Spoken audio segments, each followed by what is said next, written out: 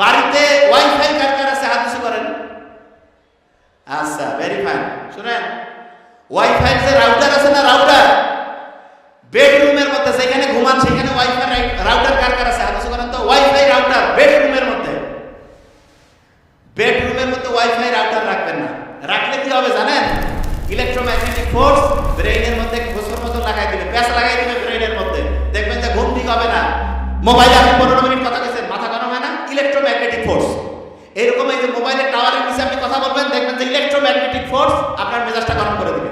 তখন দেখবেন যে ঘুম আসে না, কেমন জানি শরীরটা ম্যাচ ম্যাচ করে, খোসর খোসর লাগে, মেজাজটা খিটখিট হয়। এইটা হচ্ছে ইলেকট্রোম্যাগনেটিক ফোর্স। দুইটা জায়গায় আছে, যে দুইটা জায়গায় গেলে ইলেকট্রোম্যাগনেটিক ফোর্সটা আস্তে আস্তে কমে যায়, আপনি শান্তিতে থাকবেন। তার মধ্যে একটা হচ্ছে কি জানেন? মক্কা শরীফে বলছি। আর একটা হচ্ছে সমুদ্র সৈকত। সমুদ্র সৈকতে ওইখানকার যে এনভায়রনমেন্ট, ওইটা ইলেকট্রোম্যাগনেটিক ফোর্সকে হচ্ছে নিউট্রালাইজ করে। সমুদ্র সৈকতে গেছেন কারা কারা? হাত উঁচু করেন তো। ভালো লাগছে না খারাপ? যতবার যাবেন ভালো লাগবে। কারণ কি? এই যে ইলেকট্রোম্যাগনেটিক ফোর্স সেইটাকে নিউট্রালাইজ করে। ঘুমের ওষুধ যে এত বাড়ছে, যেই দিন থেকে মোবাইল আসছে, টাওয়ার বাড়ছে, সেই দিন থেকে এই ঘুমের ওষুধের পরিমাণও বাড়ছে। ঠিক না বেঠিক বললাম?